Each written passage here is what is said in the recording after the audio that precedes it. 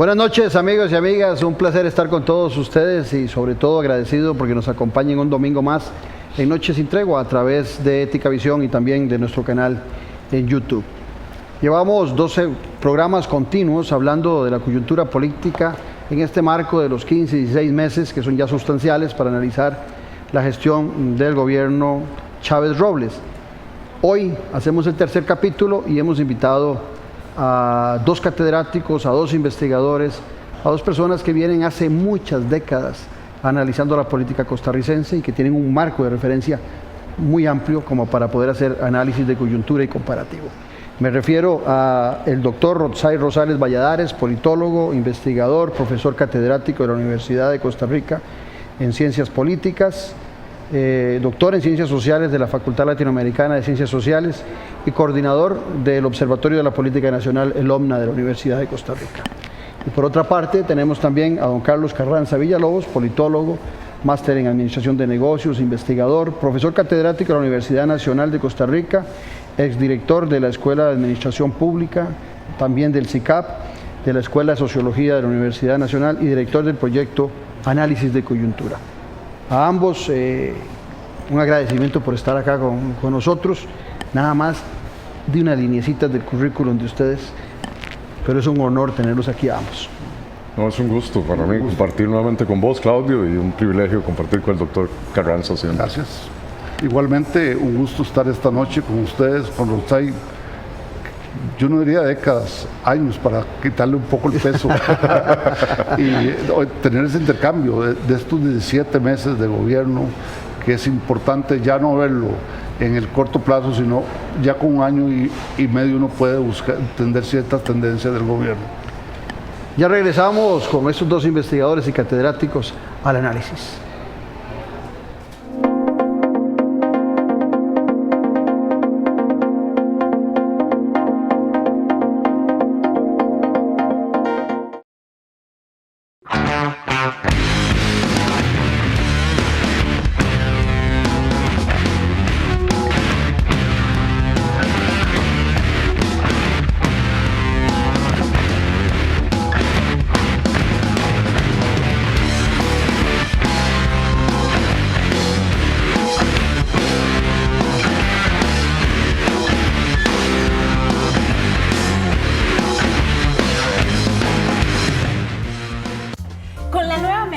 BN en Il Padrino tendrás un 40% de descuento en todos los platillos durante todo un año para que vengas con quien quieras. Baja el app Il Padrino y obtener tu membresía BN.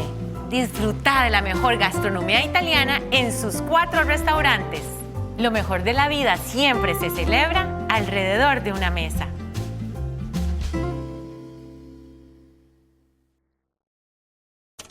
Con los temas de la política, sociedad y economía de Costa Rica y el mundo. Café y Palabras. Lo que hay que escuchar del acontecer nacional con el politólogo Claudio Alpizar Otoya. Café y Palabras, porque la política sí importa. Escuche Café y Palabras, de lunes a viernes a las 9 de la mañana en Radio Actual 107.1. Café y Palabras.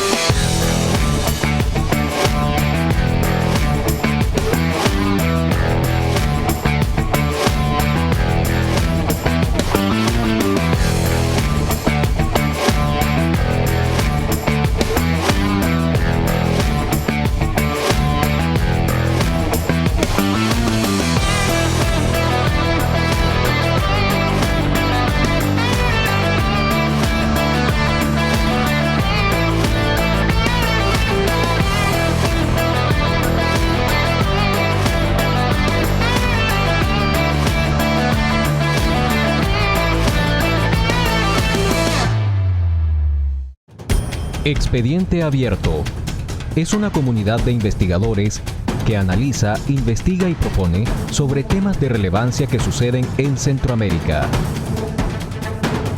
Expedienteabierto.org. pensando en una Centroamérica mejor. La Reserva Natural Montaña Sagrada te está esperando.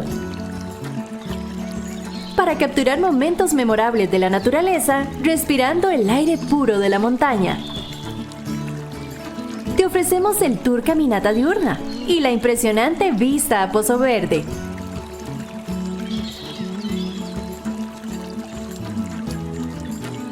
Viví la experiencia con Copelesca Tours.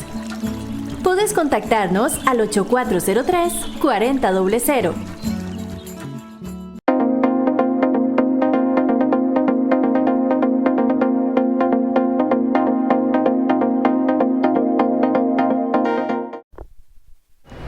Gracias por continuar con nosotros y regresamos aquí a Il Padrino en San Pedro, de donde sale nuestro programa. Rotzai y Carlos, voy a leer unos datos para información del televidente y para que ustedes los analicen, porque el último informe, la última investigación del Latinobarómetro 2023 debería estarnos preocupando mucho. Por ejemplo, dice que el apoyo a la democracia en Costa Rica, que en el 2020 estaba en 67%, ahora está en un 56%, o sea, 11 puntos a la baja. Dice que la satisfacción con la democracia en Costa Rica solo tiene satisfecho a un 43% de los costarricenses. Dice además que a un 16% de los costarricenses, óigase bien, les gusta el autoritarismo. Dice que un 43% dice que no les importaría que un autoritario llegue si soluciona los problemas. O sea, estamos dispuestos a ceder la democracia a razón de solucionar los problemas. Y un dato que, a pesar de que es el menor en América Latina, también preocupa. Apoya un gobierno militar y un 12% de costarricenses dice que sí, que es el más bajo de América Latina, pero que a razón de nuestra historia debería parecer casi que en cero. Sí, sin ejército, Carlos. ¿verdad? Además, un país con tradición civilista y sin ejército. ¿Qué nos dice este mapeo de los números, Carlos? Bueno, yo comenzaría diciendo que el primer dato y el último están correlacionados.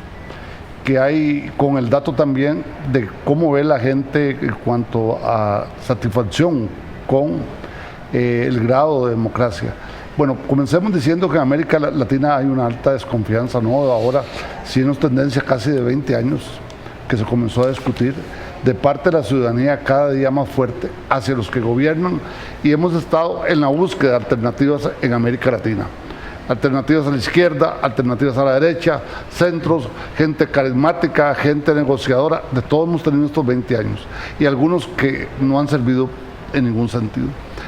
Ese hecho hay que señalarlo, y además con un segundo elemento que no está ahí, pero que es la volatilidad de las personas a la hora de votar. Puede ser que hoy voten por un partido de derecha, en otro de izquierda, otro de centro y en otro que no sabemos qué es. El latinoamericano se ha desfigurado en la conformación de buscar alternativas fuertemente. Lo que también podríamos indicar es que la parte militar es un fenómeno que pareciera que el costarricense no tiene claridad histórica del fenómeno. Cuando hemos tenido formas de dictadura, han sido los periodos más duros de Costa Rica. No quiero polemizar con alguna gente, pero por ejemplo el periodo del presidente Tinoco y su hermano fue muy duro para Costa Rica. Y para solo citar uno, para no citar el 48, habría que hacerlo con más detenimiento.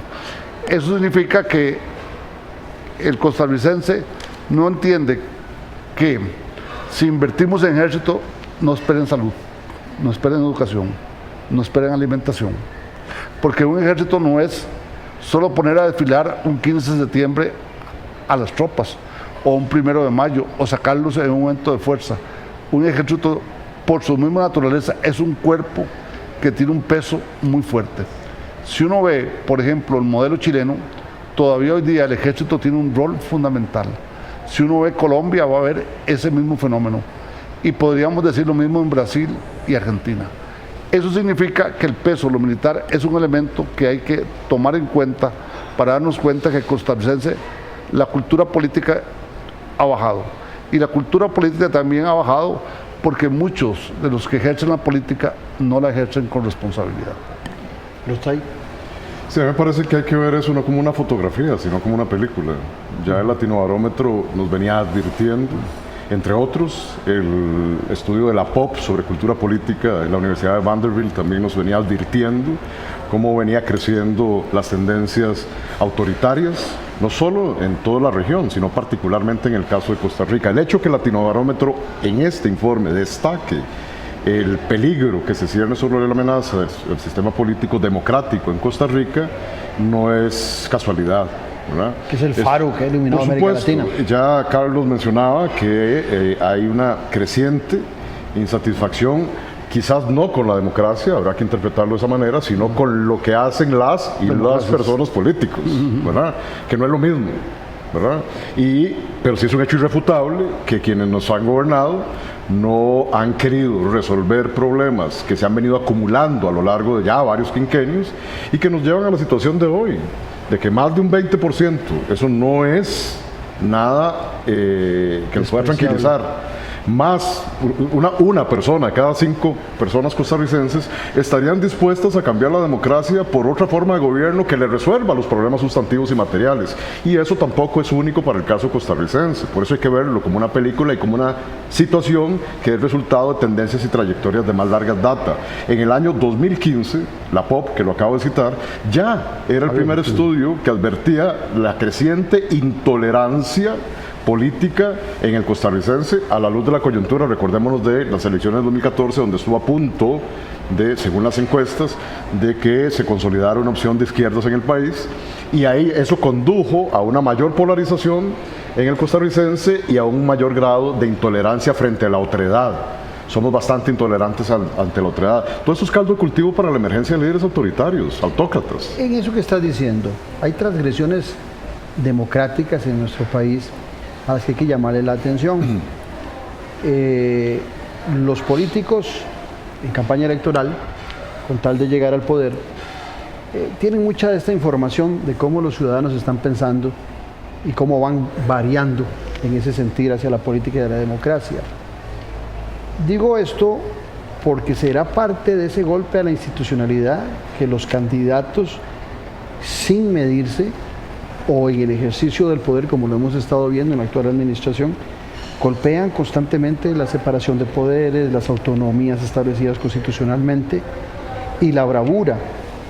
Un ciudadano, como popularmente decimos, chiva, que está bravo, que está resentido, está dispuesto a sacrificar toda esa institucionalidad por alguien que solucione, sin considerar que ese que soluciona no necesariamente tenga valores democráticos. La respuesta es evidente con los resultados electorales. La respuesta es sí, Claudio. Sí, claro. O sea, y en este país, repito, y en el resto de América Latina y en el resto del mundo, donde se están eligiendo mediante la gran paradoja, que hablamos siempre, la gran paradoja democrática hoy, es que estamos llevando al poder mediante elecciones democráticas a antidemócratas. ¿Verdad? Eso probablemente, la teoría, ni Sartori, en sus 2 tomos de teoría de democracia, podía vislumbrar, ni Bobbio, ni, en fin, un montón de autores que podríamos citar en torno a la teoría de la democracia, podrían prever que es mediante las elecciones democráticas que estamos llevando al borde del abismo la institucionalidad propia del Estado de Derecho en democracia en nuestros países. Pero ese es el riesgo que se corre cuando mandatarios, los que se dicen nuestros representantes, simplemente se han dedicado a gobernar en función de élites, en función de minorías y en función de los intereses corporativos de las ínfimas minorías de nuestra sociedad. Entonces, las grandes mayorías de nuestros países, por supuesto que están dispuestos a dar un salto, usando alguna analogía desafortunada, en el vacío, como se quiso decir, están dispuestos a hacerlo con tal de que no se repita la seguidilla de engaños y de fracasos que ha tenido no la democracia como sistema de gobierno, sino los políticos que han llegado a usurpar los puestos de representación para gobernar solo en función de sus propios intereses. Te lo doy para que hagas el mismo comentario, pero te agrego algo. ¿Será el costarricense más exigente con los resultados de la democracia que el resto de América Latina, y eso hará que el costarricense también la valore, pero a la vez la menosprecie cuando no está dándole los resultados que tanto apreció? Bueno, comienzo con una parte que es importante y lo decía distinguido colega Utsai. El concepto de que la democracia es progresividad es un mito hoy día, porque no hay democracias que tengan los valores hacia arriba. Y ahora que citabas al maestro Bobbio, y podríamos citar a otros, a Sartori, a otros, que todo lo veían hacia adelante. Cuando la democracia tiene fracasos, cuando la democracia tiene productos que no son los adecuados, las otras alternativas surgen. Eso quiero que quede claro, porque no son alternativas reales, son alternativas como hacer la mano en el vacío. Entonces, lo que pasa es que la capacidad es poca. Y además, si le agregamos que a la par de una falta de capacidad en lo ejecutivo, tenemos algunos parlamentos que no sirven, que no componen, perdonen la palabra para que los ticos me entiendan en sentido más sencillo. Parlamentos que uno espera debate, no espera acuerdos, espera que el proyecto que salga sea un proyecto entre comillas forzado, que el gobierno puede aprobar tales cosas, pero que vengan también otras inclusiones importantes en ciertos temas. Ahora bien, el tico aspira a muchas cosas a la vez. Aspira, por un lado, mayor capacidad de gobierno, mayor ética, pero por otro lado tiene una parte que hay que ver. Quiere que no haya, algunos sectores, que no haya cobro de impuestos. ¿De dónde va a financiar el Estado eso? En abstracto. No nos pongamos, estoy hablando solo del marchamo, estoy hablando de muchas cosas que pasan. Pero la otra cosa que esperan es que tener a veces hasta grupos con capacidades, seguir teniendo privilegios de otra época. Y lo pongo aquí, yo escuchaba a alguien preocupada por el dólar. Yo casi le contesto una actividad, pero no todo el tiempo, sin ser neoliberal, pero sí creer en la competencia. No, es que las condiciones de que el dólar se devaluaba todos los días, fuertemente, el colón, perdón, se devaluaba todos los días, esa condición ya no se da igual que en la época de los 90. Entonces tenemos a veces un conjunto de demandas que son mayores a las posibilidades que tenemos como Estado. Es una parte también de la otra parte. Y la otra es que el populismo de todo tipo durante campaña parece como si fuera los Reyes Magos. ¿Por qué? Porque esperan que todo se lo den, que todo se haga, que todo se logre, cuando evidentemente eso no se da. Y la otra parte que hay que tocar en esta parte, el tico no tiene racionalidad en todas las cosas, tengo que hacerlo muy duro. La irracionalidad que hablaban algunos clásicos como Pareto y Mosca parecieran ser más presentes en el costarricense. La cultura política antes, de mayor claridad, de mayor elementos, vos eras social cristiano o calderonista, eras liberacionista socialdemócrata, o eras de izquierda, o eras de centro, era más claro. Ahora ese espectro político no está claro en Costa Rica. Ahora, y con una cosa tal vez para cerrar, no hay, lo que decías vos, no hay élite pasada, pero los que tratan de hacer nueva élite tampoco tienen las capacidades para hacer. Estamos diciendo filosóficamente en el no ser. Yo recuerdo perfectamente que arrancando apenas la actual administración, te invité al programa y fuiste de los primeros que hizo referencia de que lo que había en el arranque, viendo el gabinete y viendo su comportamiento de Rodrigo Chávez, no era un cambio de modelo de desarrollo ni nada en particular, sino que era un cambio de élite. Correcto. Que era de las mismas élites gobernantes, algunos que habían estado excluidos, que ahora iban a tomar el poder. Pero cuando ustedes hablan de corrupción y cuando yo les hablo de esas transgresiones que se dan en la democracia, en la actual administración, el tema de la corrupción es la validez, ya sea para ese ciudadano que racionaliza o no racionaliza, cualquiera de los dos, que el tema de la corrupción, muy bien manejado desde el discurso en esas conferencias de prensa del presidente de la República, le permite a él, con el visto bueno de muchos ciudadanos, las transgresiones democráticas. ¿Es solo la corrupción o hay otros temas fundamentales para ese gusto por la transgresión democrática de quienes nos gobiernan? No es la corrupción en sí, sería mi punto de vista. Es la posibilidad de que venga alguien con un discurso sofisticado, florido y novedoso, aparentemente, y sobre todo anti lo anterior, no lo que ha sucedido anterior es malo, yo vengo a hacer borrón y cuenta nueva, esa simple expectativa que además no es propia de un gobernante, sino de alguien que sigue en campaña permanentemente, lo cual es típico también de un gobierno con tendencias autoritarias como el que tenemos, pues evidentemente obnubila, oscurece, opaca toda la atención que la ciudadanía puede tener sobre los problemas sustantivos, en función de esa forma, de ese mero esqueleto discursivo, sin ningún contenido sustantivo o con contenidos que más bien son adversos a lo que el discurso está profiriendo en el caso del presidente Chávez y su equipo. Los casos de corrupción que hemos visto en estos meses, no en vano, tienen al presidente con la enorme disyuntiva de tener más de 20 causas judicializadas, digamos, en proceso judicial, y lo hacen a él, como dijo literalmente, dormir tranquilamente todas las noches, porque se apoya sobre la base de una supuesta popularidad que sigue sin observar cuáles son los elementos sustantivos del ejercicio del gobierno democrático.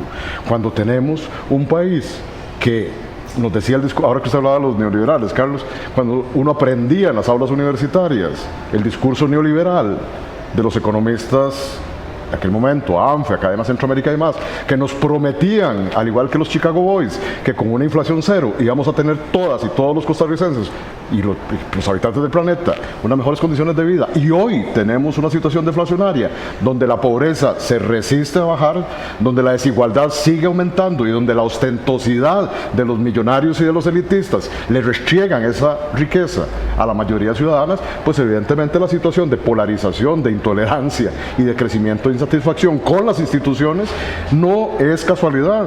Por eso insisto yo, no hay que ver esto como el resultado casuístico de la generación espontánea o como una fotografía del presente. Hay que verlo, como lo hacemos con los análisis de coyuntura, como una serie de trayectorias y tendencias que no se han resuelto, que se han acumulado y que hoy revientan en la cara a la institucionalidad democrática. Está sucediendo en este país y está sucediendo en el resto del mundo. Lo que hoy se valora no es si seguimos o no con la democracia, es cuáles son los resultados que la democracia sustantivamente ha ofrecido o no para resolver los problemas materiales de la gente. Las promesas incumplidas de Bobbio, ¿verdad? Claro. Cuando anunciaba que la democracia tenía la posibilidad y la debilidad de que generaba una gran cantidad de expectativas de vida y que no iba a poderlas cumplir porque no solo se trataba de cambiar una forma de gobierno, sino se trataba de llevarla a la democracia social, a la democracia económica, a que la gente tuviera más acceso a los medios de producción y a los recursos que hoy solamente tienen unos pequeños habitantes de este país. En ese marco de lo que dice Rothschild, me pone a pensar en la democracia liberal que hemos estado desarrollando por décadas, por centurias en este país. Pero la democracia liberal, bien lo decía Rothschild hace un rato cuando hacía referencia a América Latina, no es solamente el hecho de hacer elecciones libres y a veces en muchos casos manipuladas, sino que también está el tema de los derechos, donde pareciera que las minorías para algunos sectores del país no deben tener derechos, hay que restringírselas, y cuando aparecen gobernantes dándole espacios a las minorías, se atrofia todo el sistema político. Y por otro lado está también el tema del funcionamiento del Estado y la división de los poderes. A mí me preocupa enormemente porque esa democracia liberal que hemos promovido, que nos tenía en el primer lugar en América Latina, hoy el ciudadano, Carlos, me da igual. Dice, ¿para qué quiero yo democracia si en mi casa hay hambre? ¿Para qué quiero yo libertad de expresión y medios de comunicación libres si al final de cuentas son unos poquitos que me restriegan la riqueza? Ese resentimiento, esa bravura que hay en el ciudadano nos está poniendo la democracia que hemos construido en una situación grave, problemática, y parece que quienes los gobiernan les importa poco. Bueno, es que voy a comenzar con una cosa muy dura. En gobiernos democráticos la pobreza, la brecha social y las diferencias de estratos sociales se matizan y se le pone un barniz de que no son tan fuertes. Pero hay una diferencia entre la élite que dirige y la otra parte de esa mayoría que no recibe nada. Eso hace que esa mayoría sienta un cansancio, un agotamiento. Yo diría cansancio más que agotamiento, y el agotamiento pasó. un cansancio con la democracia que nos lleva a veces a buscar formas que no son la salida tampoco, porque evidentemente habrá nuevas formas de concentración de la élite nueva que tiene el poder, y más si esa nueva élite no tiene la capacidad institucional para nombrar gente con capacidades de alto nivel a nivel público, porque uno puede tener un gobierno más centro-derecha, pero si tiene capacidad tecnócrata sabrá en qué cosas negocia, qué cosas son importantes, y no se centraliza todo el poder como elemento importante. La otra parte es que, bueno, el modelo del 90 ahora está en crisis. El modelo político, económico, social. Me estoy echando una tesis muy fuerte, pero es importante. ¿Por qué? Porque el modelo económico supone que hay que buscar ampliar apertura. Hay que buscar mayor mejoramiento de ingresos, pero también tiene una parte territorial. Y en lo social, lo dijo, está muy claro, hay una gran parte de la población que no es tomada en cuenta y hay que buscar alternativas. Y en lo político, para mí la solución sería una verdadera democracia, una mayor democracia, que no es un modelo tan diferente a lo anterior, pero sí con mayor eficiencia, eficacia y calidad. Y pasa lo otro, las políticas sociales de América Latina han fracasado. Y si usted lee al Banco Mundial, no me estoy poniendo radical, al Banco Mundial, se lo dice el Banco Mundial, el BID, la CEPAL, para los que leemos informes casi semanal, cada 22 días la CEPAL, el BID, el Banco Mundial le dice a los gobernantes, vean, están pisando donde no tienen que pisar. Entonces, ¿qué es lo que uno siente? Que en eso no hay esa parte. Lo que pasa es que un discurso de yo hago todo, yo asumo la bronca, yo hago tal otra, posiblemente tiene mucha oído empatía a la gente, pero no es el tema de alternativas. El tema de alternativas ante una crisis de tipo es ver proyectos, programas. Vea que, y esto para la audiencia que nos está viendo, nadie está discutiendo cómo reactivamos crecimiento económico y cómo mejoramos condiciones de vida. Pero Carlos, en eso que estás diciendo vos. Lo único es empleo ya, ¿no? El empleo significa preparación de la gente, técnica, social, habilidades, perdón, skills, como dicen los anglos, les gusta la parte anglosajona. Entonces, eso no es tan fácil. Gobernar con buena gobernanza y gobernabilidad es un tema que hay que preparar. Vos hablabas de educación, de preparación, de proyectos, país y lo demás. Bueno, pero si no tenemos partidos políticos, que ese es un tema que vos desarrollás con mucha frecuencia en todo el continente, te invitan con frecuencia a hacer esos análisis. Si no tenemos partidos políticos que sean verdaderas instituciones, esos resultados que vos pretendés de pensamiento, ¿dónde se van a desarrollar? Primera pregunta. Y lo otro, dice el Latinobarómetro, ese mismo estudio, cuando le preguntan a la gente si los partidos políticos funcionan bien en Costa Rica, solo un 17% dice que sí y un 79% dice que no funcionan. Y cuando les preguntan que si la democracia podría funcionar sin partidos políticos, el 59% de los costarricenses dicen que sí. O sea, hay un menosprecio a los partidos políticos y entonces viene lo sustancial de esta intervención para que vos la desarrolles. Sí, coger un partido político que quedó abandonado en la campaña pasada, para ponerle otro nombre, Costa Rica manda o deja de mandar y dejar desechado el otro que me sirvió para llegar a la presidencia de la República, los partidos taxis que vos hablas tanto, franquicias que digo yo. Bueno, entonces, bajo el marco de ese sistema de partidos políticos, donde aquí lo que interesa es nada más un vehículo, pensar en lo que propone Carlos de partidos políticos que estén pensando y analizando para la propuesta ciudadana es casi que imposible. En las condiciones de ahora sí, por supuesto que sí, pero los partidos llegaron a esta situación conducidos por un esquema generalizado de pensar la política, en donde lo que debía prevalecer no era estas estructuras organizativas de elecciones y de formación de gobierno, y también de socialización y educación ciudadana, sino lo que prevalece hasta la fecha es la idea de que representan un obstáculo para lo que verdaderamente importa, pareciera en las democracias contemporáneas, los negocios del mercado y las visiones del capitalismo global. La política es simplemente una mampara en donde, ojo, la democracia también siempre lo ha sido, disputas de élites, porque no hay que creerse el cuento que la democracia siempre ha sido el gobierno para y desde las mayorías. Ese es el discurso, esa es la retórica democrática. Pero lo cierto es que ha servido como mampara para que los intereses corporativos del mercado penetren cualquier partido político sin distingo de ideología. No hay alternativa mejor que esa democracia. La democracia electoral hasta el momento no, y ya lo decía Churchill, ¿verdad? Desde hace mucho tiempo, es la menos mala, parafraseándolo, ¿verdad? De las formas de gobierno hasta hoy existentes. Pero los partidos hoy, además, son cascarones desprestigiados por la misma actuación de quienes han resultado electos desde los partidos políticos.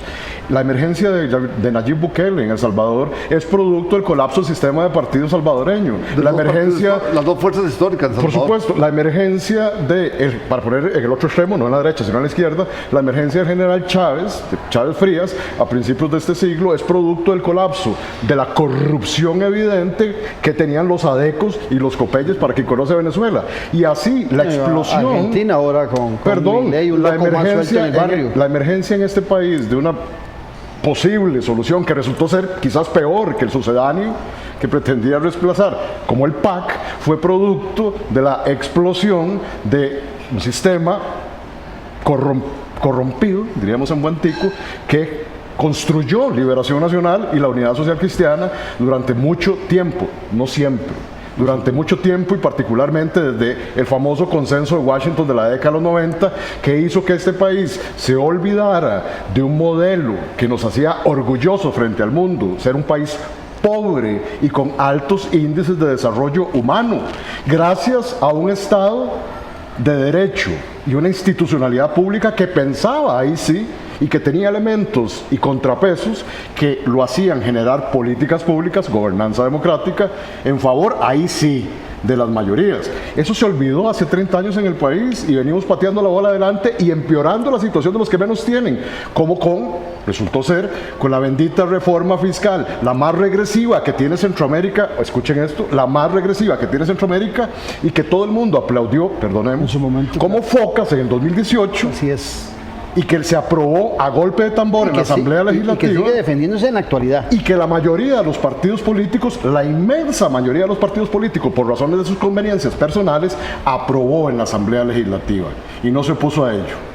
Entonces hemos vivido una farsa de juego político partidario durante 30 años que omite los problemas sustantivos de la sociedad, que para mí el primero es el de la desigualdad y de una justa distribución, en este caso ya no de riqueza, sino de pobreza, porque es lo que tenemos.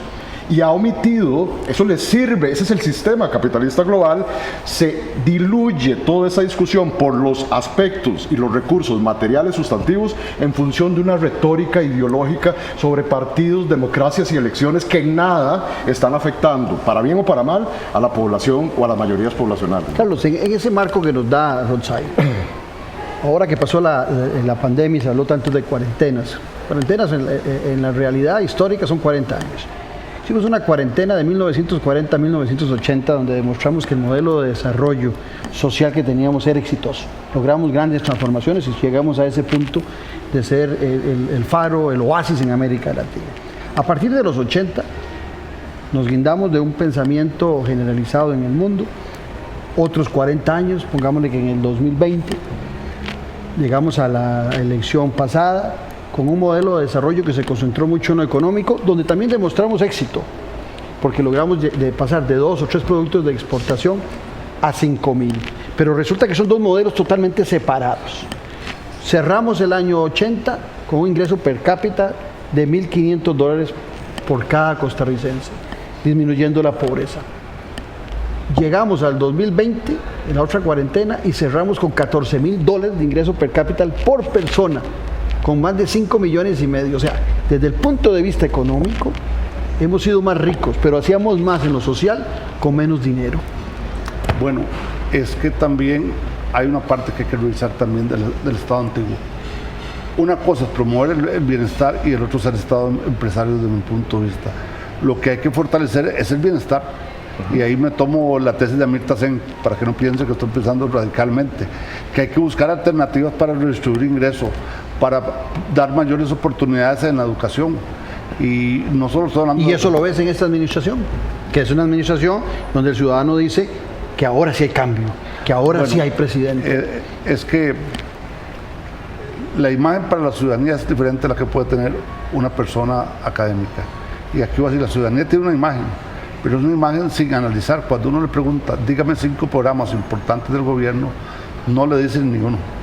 No estoy diciendo que no hacen cosas... La doxa y la episteme, diría Platón. Sí, claro. En el discurso. Pero además de eso, otra cosa, ¿dónde está el tema de política social? Vea que he hablado de dos temas, reactivación y política social. No estoy descubriendo también que hay que replantear el modelo económico, pero también la política social hay que pensarla bien, cuál va a ser. Y la otra, que sé que a los tres nos interesa, el verdadero rediseño del Estado.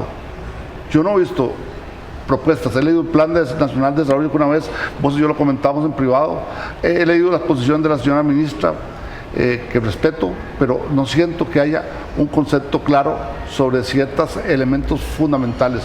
Le pongo un ejemplo para que usted vea la falta de preocupación. Sé que el gobierno se ha buscado gente para eso. El tema de AIA es un tema que debería ser un tema país. ¿Por qué? Porque el AIA es el máximo proveedor de agua, para decirlo en palabras sencillas. No voy a decir para que la gente me entienda, pero no ve usted que haya cómo bajan la mora. Y no es de todo el mundo, pues se puede bajar la mora a los sectores que tienen capacidad de pago, que cobrarles. Y la otra, ¿cómo se hace para mejorar el uso del agua a nivel de racionalidad? Eso que dice que en diferentes sectores hay incapacidad extrema, es como la otra. Se habla de que se va a ayudar a los campesinos. Yo digo, ¿cuál es el programa de alta tecnología para ese sector que vos decías creció aquí? Pero el agricultor tradicional siembra lo mismo como en el hacha, con la pala y con el pico, pero lo siembra de estilo antiguo. Carlos, pero en eso que estás diciendo, el populismo se brinca toda la institucionalidad. El populismo quiere una relación directa del líder con la gente. Y entonces se brinca toda esa institucionalidad y los resultados van a ser deprimentes si se brinca toda la institucionalidad. Es que eso son dos cosas. Voy a decirlo en palabras así. No se está enfocando hacia donde tiene que ser. Y segundo, es un vacío que va a haber terminando la presidencia. ¿Por qué? Porque hay cosas que requieren atención ya. Otras no pueden esperar 6, 7 o 8 años. Y ese elemento de la parte de deuda social, esa parte es muy dura para Costa Rica. Porque uno ve, no estoy en contra que la gente tenga sus gustos y sus preferencias, pero uno ve que hay a veces una ostentación más allá de lo posible. Y eso crea rencor, porque si usted analiza el fascismo y el nazismo y retoma la obra de la Escuela Crítica de Frankfurt, ¿qué le dice? El autoritarismo no se basó en el gran capital, que aquí no hay tanto gran capital porque habría una diferencia entre capital, sino se basó en la gente más sin posibilidades dentro del sistema. Todas las hordas fascistas y nazistas, si hay que quemar libros, quemamos libros, si hay que sacar a la gente, se saca. Entonces, ese modelo no va a llevar a nuevas alternativas. Pero se parece un poco a lo que hoy promueve el populismo en el mundo, no solo en América Latina. Pero tal vez una cosa, si me permitís, para cerrar la idea, una tendencia no tiene que ser la tendencia que hay que apoyar. Por supuesto. Rotzai, en ese marco de lo que se nos avecina y de las dificultades institucionales en el ejercicio de las funciones públicas, tenemos un gabinete que se desgranó desde el día 1. En esta semana, hoy es domingo, pero esta semana hemos tenido otra novela. Ya pasó la novela del PANI, ahora es la novela de la ex ministra de Comunicación, que guardó silencio por mucho tiempo, que plantea un óleo con recursos para la comunicación política y la publicidad, tanto desde Casa Presidencial como del SINAR. Un óleo para donde le convenga al gobierno. Eso es lo que te iba a decir. Claro, sí, claro. Es un óleo, es un óleo dirigido. no es para todo el mundo. Pero llama la... Perdón, el presidente ha dicho que hay que quitar. Pongamos las cosas por su nombre, Claudio. Perdón, Sí, no, dale. El presidente ha dicho que llegó la hora, con su gobierno, de quitarle la corona a muchas personas costarricenses. Sí, lo que no ha dicho es que al quitarle la corona a esas personas, se lo da a otras personas que forman parte de otras élites que están en recomposición. Eso es lo que ha sucedido con los cambios de modelo de desarrollo. Claro. Cuando se dio el modelo de sustitución de importaciones, de desarrollo hacia adentro del estado de bienestar, este fue sustituido en la década de los 80 por el modelo de promoción de las exportaciones y en la década de los 90 por el modelo que tenemos vigente hasta la fecha, que es el de atracción de inversión extranjera.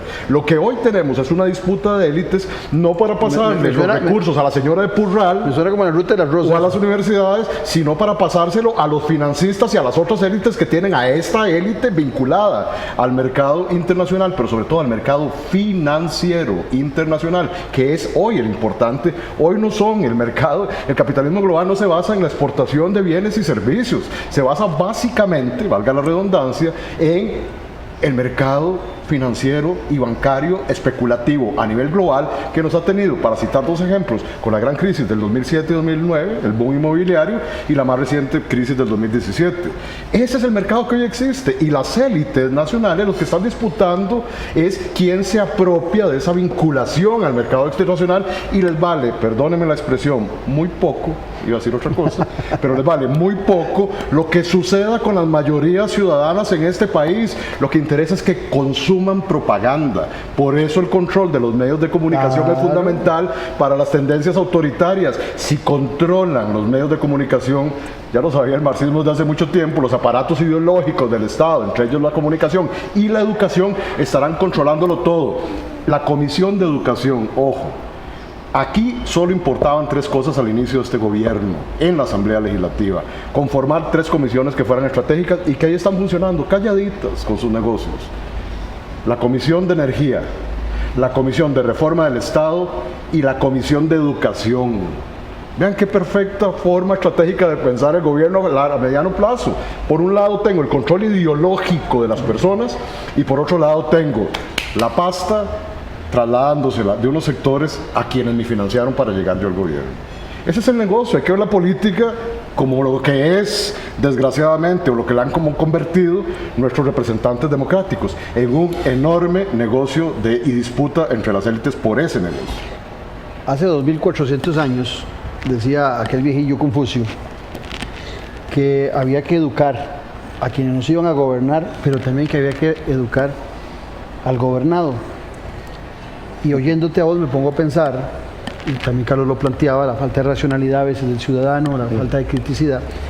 Me pongo a pensar que los partidos políticos, que deberían ser instituciones donde estemos educando a los gobernados, no lo hacen. Y la educación cívica, que debería ser en las escuelas y en colegios, tampoco orienta al gobernado. Entonces no tenemos ni educación para el gobernante ni para el gobernado. Y esa es la crisis que está viviendo nuestra democracia hoy en día. Voy a ser muy duro. Los partidos políticos son como un bus. Los que se montan ahí ven a ver en qué lugar van, si van en primer lugar, segundo, tercero, cuarto, hasta la fila 8 y después cuáles van en la cola. Y le hago una crítica a todos los partidos, porque lo que uno muchas veces ve, partidos como el PLN y al Frente Amplio, a la J, que uno lee de todo, libertarios, ¿qué es lo que les quieren todos los chiquillos y gente joven? Tomarse la foto. Pero no están diciendo qué ideas van a plantear para el futuro del país. Pero vamos a ver, en ese muy buen ejemplo, hay algunos que no se suben en el bus para ser presidentes ejecutivos ni para ser ministros, no, se quedan afuera del bus para ver cómo administran ese montón de millones para la publicidad y el mercadeo. Lo estamos viendo con dos asesores del presidente que hicieron, según lo que hemos visto esta semana, una licra al cuerpo de claro, ustedes diseño cómo va a ejecutar la política. ¿Por qué? Porque hicimos una ley que era adecuada, lo de SICOP es adecuado, lo que hay que mejorarles técnicamente con mayores capacidades, pero eso es importante. Pero cuando usted hace un diseño de una licitación que dice, el licitante es tal y tal, es doctor en ciencias políticas, el comunicador, y el tercero será para un consultor, nos están dando a nosotros tres esa capacidad. ¿Por qué? Porque eso es política, como les decía, la nueva forma de política amarrada, política enmarañada, que ya se sabe lo que se van a hacer. Yo me asusté cuando el presidente dijo que las licitaciones había que mandarlas en sobre, no. Perdonen, eso, los que estuvimos en el sector público sabemos que esos tenían sus cosas. Había que a veces, para evitar que hubiera más cosas, poner reloj a la hora que había que entregar los documentos de licitación, porque alguien llamaba a un tercero y decía, mira, cambia tal cosa y aquí cambiamos la página tal. Eso se daba hipotéticamente, para que no me acusen de que... Pero eso es lo que se comenta entre pasillos. ¿Qué es lo que pasa? Hay en esta nueva élite más arribismo que en otras épocas. Eso sí es un factor. Y hay gente que no tiene capacidad para plantear un proyecto más orgánico, más de largo plazo, no tienen pensando en futuro. Y la otra parte que dice, bueno, ¿qué es lo que pasa con los partidos políticos? Los partidos políticos no han muerto, pero están como a veces como cierta gente que uno no sabe si están vivos o muertos. Que uno entra a la casa y le dicen, hola, ¿cómo estás? Hola. Y con una voz de ultratumba. Igual están los partidos políticos y a quienes ponen a veces de diputados, porque a veces lo que hacen es distribuir entre cercanos a ellos. Nunca le dan oportunidad a un tercero, a un cuarto. Pero aquí viene la consulta sobre el ciudadano. Lo del BCIE que estamos viendo hoy esa historia, cuando doña Pilar Cisneros era directora de Telenoticias, A don Rodrigo Arias lo entrevistó, dijo exactamente lo mismo. lo golpeaba. Aprendió muy bien el guión. Sí, y hoy repite el guión. Por supuesto. Ese que criticaba. Lo de la UPAT lo vemos reflejado en una disposición de días recientes en el Banco Central también. Bueno, pero el ciudadano hoy, algunos aplauden eso. Perdón, Y están de Maquiavelo lo acuerdo con decía. eso. Sí, claro. Los tres somos politólogos. El arte de la política es presentar lo viejo como nuevo. Como nuevo. Eso es todo. Y diría, Entonces, repetir agregaría, exactamente lo y mismo. presentar lo que es falso como verdad. Como verdadero. Y hoy en el triunfo, la posverdad, donde tan válido es un TikTok como un documento oficial de una investigación de una universidad, pues evidentemente cualquier cosa se vale. En ese reino caótico de que cualquiera puede tener la razón y que cualquier número se contrapone a otro con la misma validez, pues evidentemente es cuando se empiezan a confundir razón e ignorancia, o se empieza a confundir conocimientos con actos de fe. Y la política está llena de eso, siempre, sí, claro que ha estado siempre eso. La política son básicamente actos de fe, pero antes teníamos por lo menos mayor precaución. Vuelvo al tema de la ostentación, vuelvo al tema de la acumulación de la riqueza. ¿Qué hacemos con tener hoy 15 veces más ingreso por persona si ese cae en manos de menos personas que las de hace 20 años? Cuando teníamos una sociedad más igualitaria. Pero los neoliberales nos han venido diciendo que la desigualdad no es el problema. ¿O estoy equivocado? Ya hablé de la inflación. El peor impuesto para el pobre es la inflación. Hoy tenemos inflación negativa. Y eso se ha transformado en mejores programas sociales. Carlos, no hay política social, porque la política social se llama la política monetaria y fiscal. Esa es la política social. Baja la inflación, baja el dólar y la gente sigue mágicamente se da el famoso de la vida. Trickle down, ¿verdad? El chorreo. Como esta copa, yo, millonario, la lleno hasta hartarme de la copa. Entonces, lo que va a caer de aquí, las migajas que caían de la mesa del burgués, decían antes los marxistas, ese trickle down nos va a gotear. Entonces, el resto de la sociedad, excluida de poseer esta copa, va a beber de las gotas que se rebasan. Del rico ostentoso pero y de las élites que acumulan en función del gobierno. Aquí el que esté en el poder no interesa tanto, perdón lo que voy a decir. Aquí lo que interesa es ver cuáles son las élites nacionales y transnacionales que están acomodando sus fichas independientemente del partido. ¿Qué importa si era Rodrigo Arias por cierto, en una elección en la que se nos ofreció con el TLC que todos íbamos a tener un BMW, yo no sé si ustedes se acuerdan, así que estos cuentos no son nuevos, sino que son viejos, y que hoy lo repita Pilar Cisneros, 20 años después? ¿Qué importancia tiene eso? Si están repitiendo exactamente lo mismo, porque los intereses son exactamente los mismos, independientemente de que sea Liberación Nacional, la Unidad, el PAC o los partidos que ahora vaya a formar Rodrigo Chávez y sus acólitos. Carlos. Ahí es un caso muy interesante. El capital financiero ha venido peleando fuertemente. Y lo vemos en el caso Baruch, como el último que llegó a la Asamblea Legislativa. Yo escuché los dos interrogatorios. Y en el segundo, cuando el diputado Nicolás, que fue muy, muy claro, le dijo, mire, es que usted tiene trabajo, usted es banquero, ¿por qué no lo dijo? ¿Por qué no comenzó a hacer? Jack Locke, fue eso. Y después de eso, le hizo una serie de menciones. Cuando no respondió lo del Banco de Costa Rica, y le recomiendo a los costarricenses buscarlo en alguna parte, ahí le surgió una duda. Lo del Banco de Costa Rica puede ser un interés muy grande por repensar una parte de la fracción de capital que queda todavía por destruir. Claro. Y muy grave para el país, porque un Estado mixto, economía mixta, debería tener bancos públicos, no un montón, pero por lo menos dos que sean muy buenos. Si se han cometido errores, enmendarlos y sacar a la gente que hay que sacar. Claro. Así de claros. Pero vamos a tal ver. vez eso porque es muy importante. A veces no vemos eso. Como hay una parte que quiere también que sus obras sean las primeras versus otras obras, y uno ve ese juego muy fuerte en estos momentos. La racionalidad no hay en ese tipo de decisiones. No hay una entereza ni hay la claridad de que hay que lograr capacidad, no solo para ellos, porque el mercado no funciona solo con pocos. el mercado tiene sentido y lo demuestran los modelos del bienestar si la mayoría puede consumir comprar estos productos. No puede haber, voy a poner una frase, sociedad de consumo, siguiendo Bauman, si no tiene los requisitos para que esa sociedad de consumo exista. Pero Carlos está cayendo en un caso clave. Eso es lo que en este momento puede estar poniendo a pensar a las élites asociadas a ese modelo capitalista esperanzador, idílico, y que no nos ha traído ninguna consecuencia más que negativas hasta el momento. Vean qué interesante.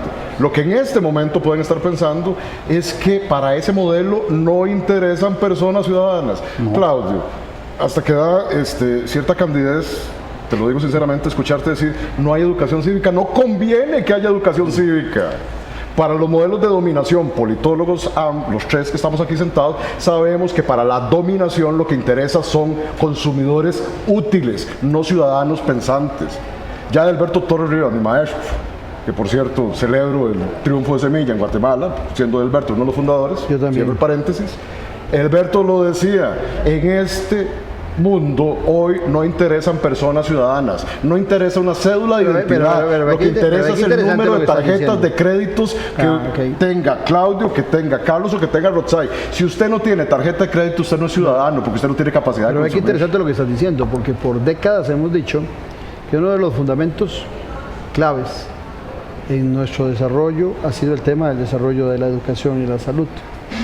Resulta que ahora es candidez pensar en la formación de los ciudadanos, o sea, vamos a dejar es terrible vamos a dejar que todo quede a razón de esos intereses mezquinos que en determinado momento van a golpear, empiezo, o van a acabar con lo que empecé, con destrozar la democracia liberal que tanto nos ha costado, porque con todos los defectos que pueda tener nuestra democracia, ha sido una democracia exitosa. Por eso yo les decía, el costarricense exige más de una democracia que un nicaragüense, exige más que un salvadoreño, exige más que un colombiano, exige hasta más que un venezolano, porque nosotros hemos probado de los frutos y de las ventajas de vivir en democracia. Ojalá, yo tengo dudas de eso. Pero en las últimas décadas, yo si no mal no recuerdo, desde el gobierno de Rafael Ángel Calderón, que dejó la pobreza en 16%, de ahí en adelante, hemos crecido económicamente, con un modelo económico que ha sido exitoso para las exportaciones,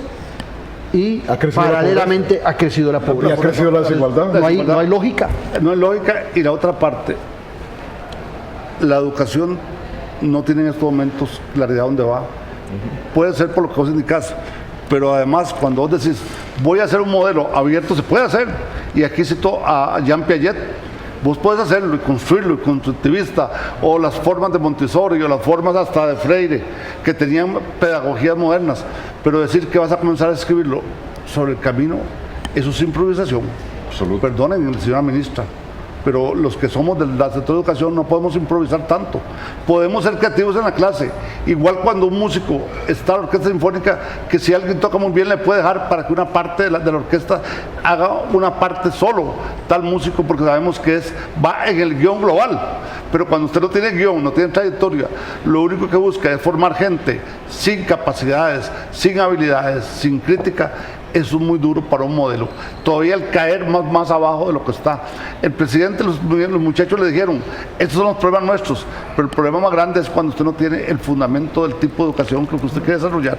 Ahora, y eso es muy grave para un país que quiere ser miembro de la OCDE, no ser el último, pasar a ser el 20. Y para eso se quiere fortalecer el capital humano. Viene el proceso electoral de mediado de periodo, que es el proceso en las municipales nuestras. Yo soy de la tesis de que gente cercana al presidente quiere hacer de ese evento un referéndum de apoyo, que si tienen muchos alcaldes del chavismo, eso va a ser un referéndum de aprobación, pero también las encuestas dicen que ha venido cayendo el aprecio al gobierno y al presidente Rodrigo Chávez en nuestro país. ¿Cómo ven ese panorama de las elecciones municipales? ¿Cuál es la lectura que haces vos desde la perspectiva de tanto partido político luchando por diferentes realidades en cada uno de los 84 cantones? ¿Qué lectura haces vos de ese sistema de partidos tan precario que hoy por hoy tenemos en el país? Que es todavía más precario en el nivel subnacional.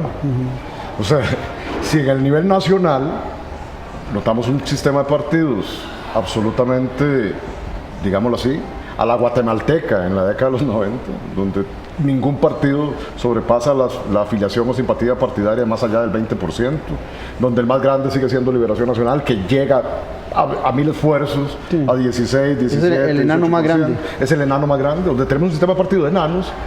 No es que está en crecimiento, ¿verdad? No, porque todos se están encogiendo, ¿verdad? Sí, claro.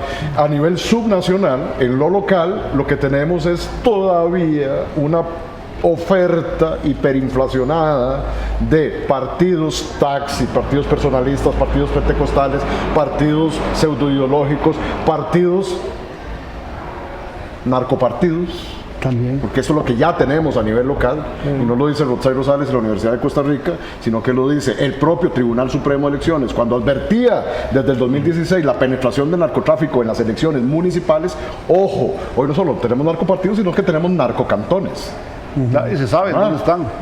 Seguramente, ¿verdad? Pero entonces tenemos a nivel subnacional una irrelevancia del tema partidario, porque lo que interesa es que sea Carlos, Claudio o Rotzai quienes con sus prebendas a la hora de tomar decisiones desde la municipalidad, quienes sigan favoreciendo no a los intereses ideológicos de lo que la meseta central decide Liberación, la unidad o el partido del presidente. A los negocios de Curridabat, de Tibás, de San Pedro, de Guadalupe. Sino que yo, dueño de este feudo que se llama Curridabat, que se llama Tres Ríos o que se llama Cartago Centro, como lo quieran poner, ¿verdad? O el narcocantón que quieran después, yo como dueño de ese feudo y de ese territorio soy capaz de administrar ese territorio conforme yo administro una pulpería, porque se convierten en eso, se convierten en territorios ocupados, y es ahí, ojo, donde nos viene otra advertencia, no desde Costa Rica, sino del resto de los países de América Latina, y que no la estamos viendo venir, porque lo que hoy tenemos en el país fue porque no vimos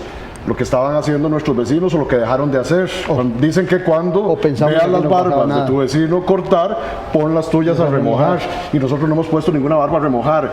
Hoy tenemos territorios ocupados por una ausencia absoluta de la estadualidad, de las instituciones del Estado, donde no existe Estado y donde tampoco existe mercado, donde han penetrado quizás algunas iglesias pentecostales, pero hay territorios en este país que simplemente no pertenecen a Costa Rica, ni pertenecen al mercado, ojalá pertenecieran al mercado. Estos están siendo ocupados por narcotraficantes, por lavaderos que sacan a los jóvenes de los colegios, donde no están recibiendo un 5, y les dicen, papitos y mamitas, ustedes van a recibir un poco de plata si se convierten en sicarios y sicarias. Un minuto, nos vamos. Ahí digo lo siguiente, tenemos que analizar en detalle este proceso electoral para ver si la línea de gobierno va a ser sería un cambio total, pero pareciera que en cada cantón hay diferentes características que habrá que analizarlas fuertemente. Van a haber 84 elecciones, no una elección. No una. Y ningún partido puede decir, yo gané en forma global, porque si Liberación obtiene, digamos, 30 alcaldías, no significa que ganó, significa que disminuyó, pero además tenemos que analizar cuánto va a ser el voto en los cantones de acuerdo a ese elemento, porque en cantones cautivos de cualquier tipo, yo no voy a jugar tan duro como Rotzai, que cantones cautivos con 1.500 votos se gana. Sí. Y posiblemente hasta con 1.100, porque si los demás están aquí y son solo 10.000 los que votan, eso dice mucho. 150 partidos más o menos hay. Claro, sí, exactamente. Y les voy a terminar, además... Eso no son partidos, son negocios. Exacto. Claro. Y además uno ve algunos líderes de esos partidos y dice, sin ninguna lógica y sin ningún sentido histórico, pero además no entienden las necesidades de la comunidad. No son taxis, son porteadores. Sí, exactamente. Nos fuimos. Bueno, muchas gracias a Rotzai y a Carlos. Definitivamente se hizo muy corto el tiempo. Estoy seguro que quienes nos vieron les hubiera encantado que sigamos una hora más, pero el tiempo se cumplió. Muchas gracias a ustedes por ese compromiso con la política con P mayúscula que tiene todos los domingos, y los espero en 8 días. Un abrazo.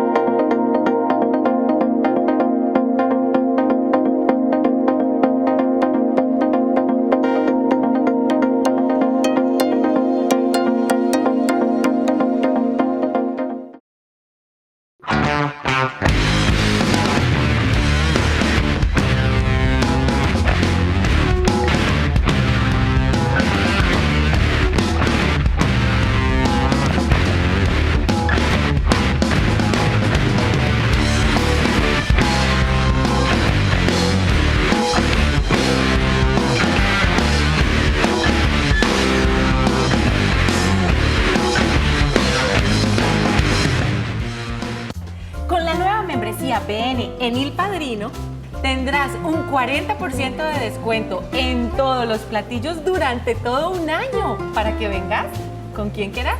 Baja el app Il Padrino y obtener tu membresía BN. Disfruta de la mejor gastronomía italiana en sus 4 restaurantes. Lo mejor de la vida siempre se celebra alrededor de una mesa.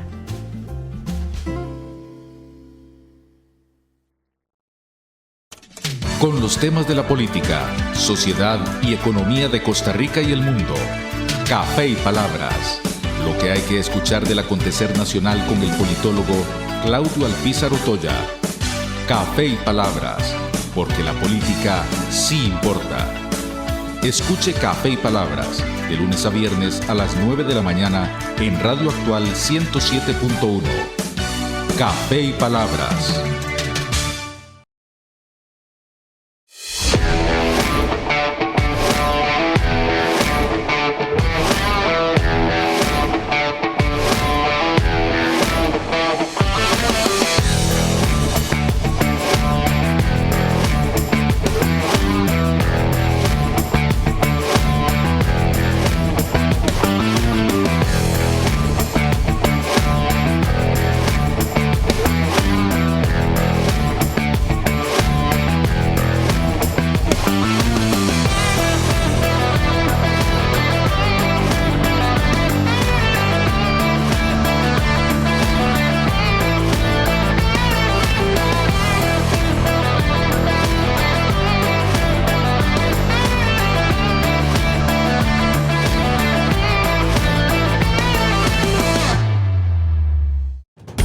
Expediente Abierto es una comunidad de investigadores que analiza, investiga y propone sobre temas de relevancia que suceden en Centroamérica.